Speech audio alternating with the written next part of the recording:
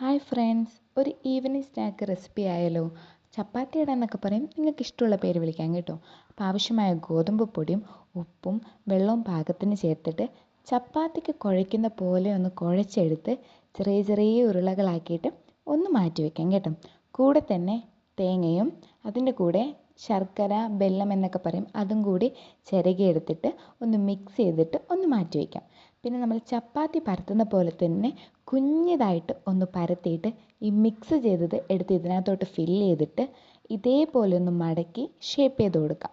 പിന്നെ പാൻ വെച്ചിട്ട് നെയ്യൊക്കെ ഒഴിച്ചിട്ട് നമ്മുടെ ഈ ചപ്പാത്തി അട നല്ലതുപോലെ തിരിച്ചും മറിച്ചും എടുത്ത് ക്രിസ്പിയാക്കി മുറിച്ചെടുക്കാം കേട്ടോ.